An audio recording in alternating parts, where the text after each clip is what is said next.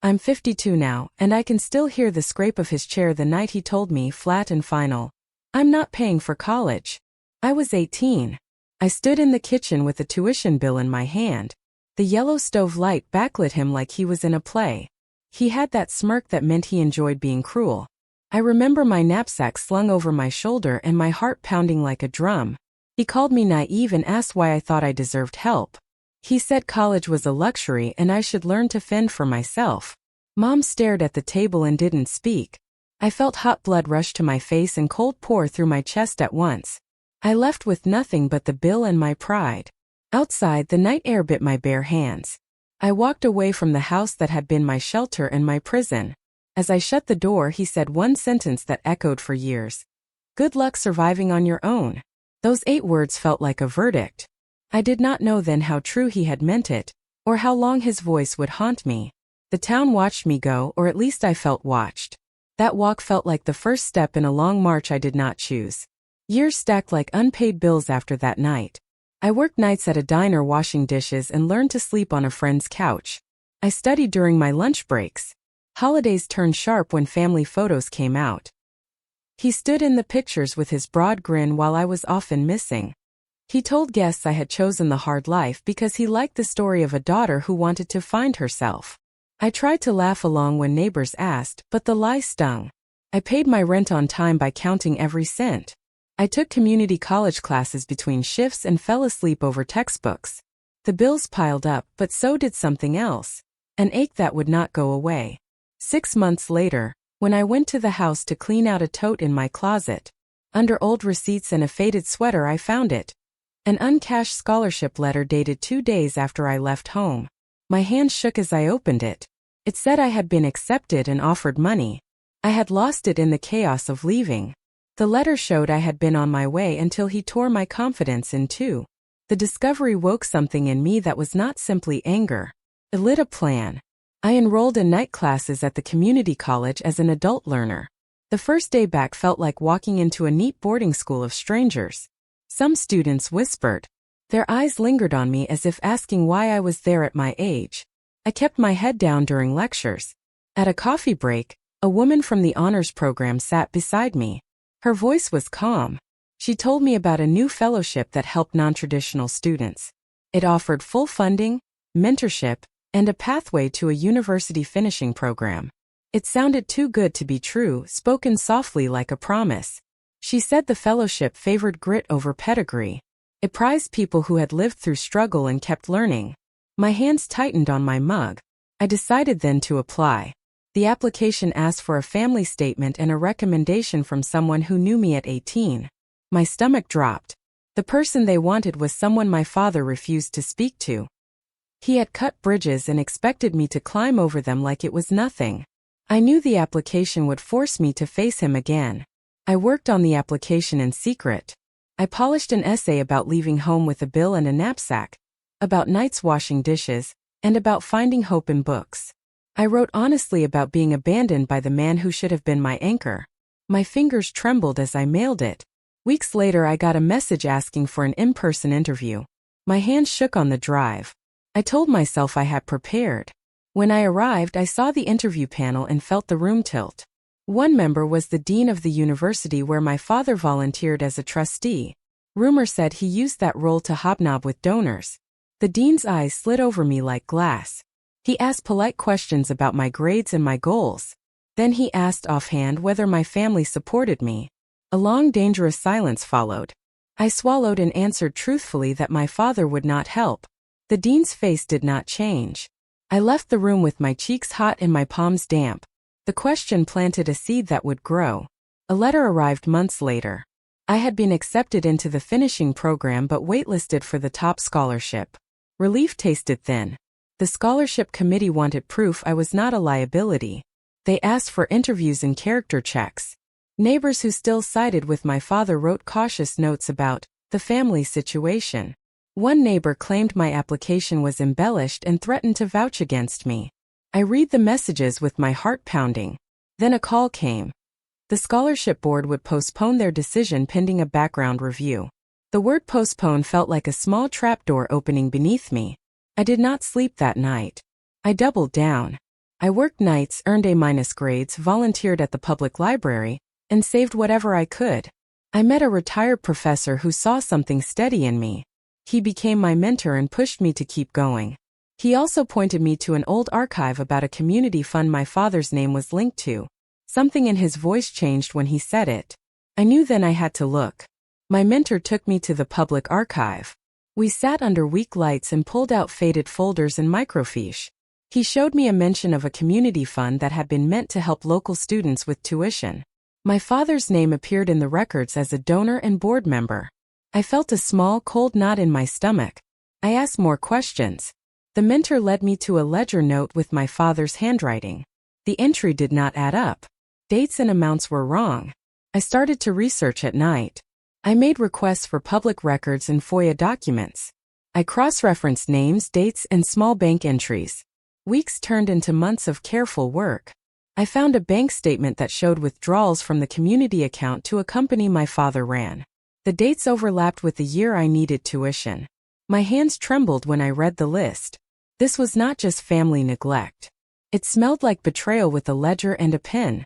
I knew then the truth would hurt more people than just my father and me. Following a paper trail felt like walking through a room full of glass. Every step I took risked shattering something. I requested more records and interviewed old civic leaders. I spent nights at the library reading town minutes and receipts. Each document built a map I did not want to make. I learned how to read ledgers and track bank routing. I filed FOIA requests to get copies of canceled checks. The checks showed money directed from the community fund to my father's company. The dates matched the time when my tuition letter had been uncashed. The ledger entries had been altered to make it look like refunds or transfers unrelated to scholarships. I sat at my kitchen table and felt the world tilt. This was not a clerical mistake. Someone had moved money. I wrote down every finding and made photocopies. I felt neither joy nor triumph. Only a cold, weary clarity. If I showed this to the right people, it could free me but destroy him. I had to be careful. I had to make the truth clear enough to stand in court. I waited for a public event and chose the town festival as the place to confront him. He stood behind a table serving barbecue like a benevolent patriarch. Neighbors smiled and shook his hand. I walked up and I held the ledger. He saw me and his face tightened. I asked him about the community fund, and his voice became small. He blustered about clerical errors and mistakes. Then he went further. He accused me of paranoia and called me ungrateful. People paused. The crowd shifted like a wave. He raised his voice and accused me of slander. He said he would handle the scholarship board. He pulled out his phone and started to make calls. I could see him using his old power like a shield. I felt the heat of neighbors' eyes on me. A man nearby whispered about family duty. I walked away, but my fingers gripped the ledger like a lifeline. He had threatened to use his connections. I had to move faster. I stopped talking and started documenting. I filed detailed, dated copies of everything with the county auditor and the Nonprofit Oversight Commission. I made sure every document was notarized. I typed reports and attached images of canceled checks and bank pages. I kept a private folder in a safety deposit box and another copy with my mentor. One night someone slid an anonymous envelope under my door. Inside was a photograph of me at 18 outside a bank, face tired and hungry. The picture could be used to paint me as desperate and untrustworthy. I knew my father could produce it as proof I was unreliable. The scholarship board then asked straight questions about my character. They wanted to know if I had ever been involved in a dispute over family finances. My stomach clenched. I answered truthfully in a written statement and attached my notarized files. I could feel the pressure. The board would soon meet. The town would listen. I kept my voice small and my files big and ready. The scholarship board called a meeting to decide my future. I sat quietly in the back with folders I could present if asked. Not on purpose, I overheard my father in the hall speaking to a wealthy donor. He smiled and tucked his arm into the man's, flattering him with easy words. My throat went dry. Later I learned the donor was the major benefactor backing the scholarship committee. A woman from the committee pulled me aside and said in a low voice, "If those records come to light, it could blow up everything." I nodded and felt a chill. The board decided to postpone until after a background review. The delay kept the town focused on rumor and not proof. My mentor told me to be patient and to let the process work. The donor's presence cast a long shadow over the decision. I left the meeting with a new fear. If the donor sided with my father, the documents might never matter. I had to be ready for the worst. The months tightened like a vice. Then an old family friend I trusted reached out. He had seen the town accounts and he said he had a taped interview admitting he saw my father remove money from the community fund years ago. He told me he would go public, but only if I was willing to sign a complaint with my name on it. He feared his job and the town's whispers. I felt his fear like a weight. Signing meant stepping forward where my father's power was strongest. I sat in my small kitchen and thought about all I had built from scraps. The tape testimony could tip everything. My mentor said it might force an official inquiry. My heart thudded. I needed courage. I also feared the cost. When I met the friend, he handed me the tape in a paper sleeve. The voice on it matched what I had suspected. He said he would testify in public. The county would have to act if enough credible witnesses spoke up. The question now was whether I would speak using my name. The tape pushed the county to open a small inquiry. While legal paths shifted, I received a letter from my mother. She had been quiet her whole life and passed years ago. Her handwriting bent on the page like a careful bird. She confessed she knew about my father's actions but felt trapped by his charm and threats. Her letter included a detail that made my breath catch. She had hidden a second ledger in the attic before she died. She feared what would happen, but she wanted truth. I climbed up into the dusty attic and pushed aside old boxes. My hands found a leather-bound book tied with a ribbon. Inside were names and cash payments. There, in loopy ink, was my name. I held the page and felt my mind turn bright with cold resolve. I brought copies to the county auditor and the university. They agreed to an impartial review. The weight of my mother's secret felt both heavy and free. When I brought the copies to the auditors, they listened with faces like stone. The documents moved the county to widen its review. A distant cousin who I thought was loyal to Dad came forward. She had been the one who often deposited checks into the community fund on his orders. She shook as she told me she kept copies of canceled checks. She feared him, but she hated the lies more. In her folder were bank stubs that matched the ledger. I felt a mix of relief and sorrow. The checks proved the ledger and the transfers. The county froze some accounts while it investigated. That week the town paper published a headline that made heads turn. My father's name was in print with words like audit and irregularities. He snapped. He filed a defamation suit against me, claiming I had destroyed his reputation. I received the summons in the mail with a black seal. My heart sank. The suit could drag on for years. It could scare donors away and ruin my chances at the scholarship. The defamation suit felt like a fresh wound. My attorney told me to stay calm and to focus on the facts. I answered depositions and handed over the files I had collected. The county marched on. Then, during a deposition, a former accountant for my father testified under oath that my father had siphoned funds for years, including a fund that was supposed to support scholarships. The man's voice trembled when he spoke my father's name. I listened and felt something loosen inside me. The scholarship board called me in again. This time they offered me a choice. Start the finishing program now while the law sorted itself out. They said they wanted to keep the student and not punish a scholarship candidate for family crimes. I felt a tide of relief because my dream had crept close enough to touch. But the defamation suit still hung like a cloud. Choosing the program would mean stepping into the light while he sued my name. I chose the law's slow, steady path and took the scholarship. I kept working nights, but now I also took full-time classes at the university finishing program. I cooperated with investigators. I answered questions during civil depositions. I stayed calm and stuck to facts. My mentor cheered quietly at my grades and at how I kept showing up. Weeks turned into months of court filings and press attention. The former accountant's testimony pushed the county to file a civil suit. My father's picture in the paper looked smaller every day. The scholarship allowed me to attend the graduation the program offered. I wrote papers, led a community tutoring group, and taught adult learners at the public library. I felt useful and strong. The town divided. Some called me a troublemaker. Others called me brave. I kept my eyes on the books and on the ledger copies tucked away in my safe. The law would take its path, but I would not let fear stop my work. Graduation came with a strange stillness. I was one of the oldest students on the stage.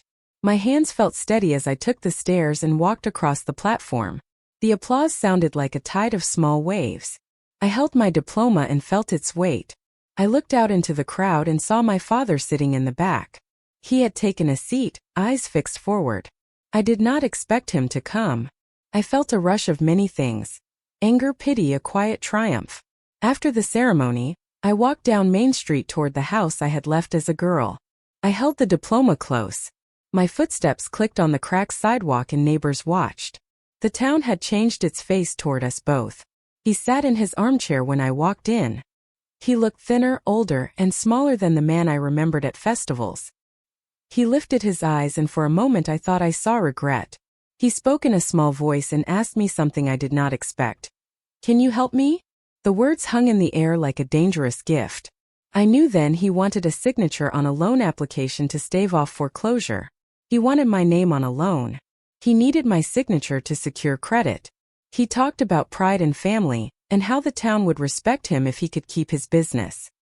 He leaned forward and said I was the only one who could help him. I listened and felt the old pressure of obligation scrape at me. He reminded me of favors and of duty. The man who had once cut me off at 18 now asked me to fix what he had broken. I thought of the foreclosure notice that might be waiting, of the promissory note he could not repay. I thought of all the nights washing dishes and saving for classes. I said I would think about it. He smiled in relief like a wolf who had found a door. He left quickly to make calls and said he would bring the papers tomorrow. I sat with the diploma on the table, and my mother's letter beside it. The room felt smaller. The next morning he stormed out when he read the letter I handed him. I handed him my mother's old confession. It was a clean copy, printed and bound. I wanted restitution, not his credit. When he read her words he turned red. He screamed and lunged at the paper like it burned. He accused me of humiliation and said I was trying to destroy him. He called me ungrateful and left in a cloud of curses. He missed the mail truck that afternoon. An envelope landed by his front steps and no one noticed until later that evening. He returned home, pale, and found the foreclosure notice inside. The demand for repayment was cruel and final. The promissory note required payments he could not make. He read it and his hand shook. I watched him as if from a distance. His smile was gone. No donors showed up. No friends offered support. The town's warmth for him shrank like skin in the sun. The first real crack in his armor had opened. The notice set off a chain reaction. The county suspended his business license for the audit findings. Creditors called. Donors retreated. Word spread to the place where I worked. That evening he came into the diner where I had a part-time job. He looked smaller than I had ever seen him. He stood by the counter and begged, voice breaking. My coworkers watched as he dropped to his knees in front of them. The scene felt surreal. Men who had once laughed at me now saw him reduced to pleading. I felt a sharp temptation to enjoy the moment. Instead I walked behind the counter, took off my apron and listened. I set conditions. I would not sign his loan. I would not cover his debts with my name. But I offered a way forward if he chose to take it. I asked him to sign a public confession and a restitution plan and to remove his name from civic plaques. The room fell silent. He spat in my face and walked away. Later that night the county served him with a civil suit. He left the diner furious and ashamed. The county's suit named him for misappropriating funds. By morning the town felt different. People who had praised him for years now stared at him like he was a stranger. He moved through town with his scarves pulled up and his eyes down. I watched the news and the papers with a dull sense of closure and sorrow. Then late one night he returned to my house. He stood at my doorway with nothing but a small bag and a look I had never seen. Humility mixed with anger. He asked me to help, to sign forms, to use my name to save him. I gave him a choice. I offered to help him if he publicly confessed, agreed to restitution, and removed his plaques. I also offered a chance to work honestly helping the scholarship program he had drained. I said the work would be hard and the pay small. He refused. He chose pride. He walked out into the night alone. I felt relief, but also a deep sadness for what had been lost. The county called a town meeting to hear recommendations. The room was full. Old friends and small-town leaders gathered. I sat and watched as people spoke. Some cried when they remembered good things he had done. Others were angry at how he had betrayed them. I testified about the ledger and the checks. I told the truth in a quiet voice about shame and how a father's words can hollow a child. Halfway through, my younger sister stood. She had been silent for years. She whispered she had hid another ledger with my father long ago. She said she would not hand it over unless I promised to do something she feared. Run for the town council seat she said Dad had used to manipulate offices. My chest tightened. The idea of running felt like stepping into a role I had never wanted. I looked at her and saw fear and guilt. The room waited. Her whispered demand made the meeting fold inward like a book. My sister confessed the ledger showed payments to a local official who covered for him. She said she helped hide the book out of fear. Her voice trembled as she told how their fear kept her loyal. She begged me to weigh the cost of exposing the official. Tearing the web would devastate the town's social ties. It would topple more than my father. She feared losing friends in her home. I felt the weight of that choice.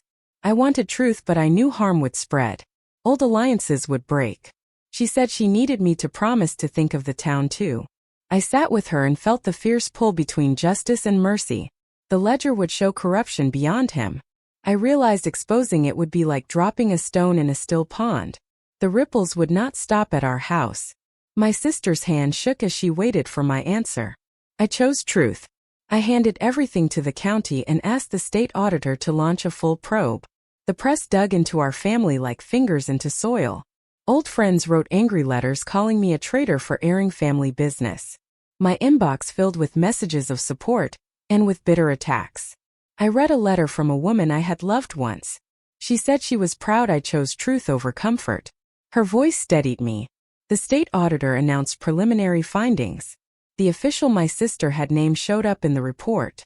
The town reeled. People who had once defended our father turned away.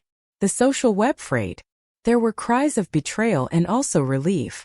The county prosecutor called for more subpoenas. I felt a weight lift and also a deeper ache. The cost of truth had been high. My family's private life was now public. I stood at a bus stop and watched the town's face shift like weather. As the audits continued, his remaining allies deserted him. Creditors lined up and plaques were removed from the town hall. He lost his driver's license for unpaid fines. The bar he had owned stood empty and sagging. One evening he came to my doorstep with a bag and a silence I had never seen. He looked smaller, older in a way that pain makes. I felt no triumph, only the sharp clarity of all the years. I offered him a modest housing aid that came with a condition. Honest work helping the scholarship program he had drained. The work would be humble, sweeping loading boxes, cleaning halls. It would be public and it would be honest. He refused. He said he would never do work that proved him small. He turned and walked into the night alone. For the first time in decades he had no one to cushion him. The town watched his small form disappear down the road. I closed the door and sat with my diploma on the table like an island of light. Months later I stood at the ribbon cutting for a small community learning center we had built with alumni funds from the scholarship program. The building looked clean against the gray street. It stood across from the dilapidated bar my father once owned.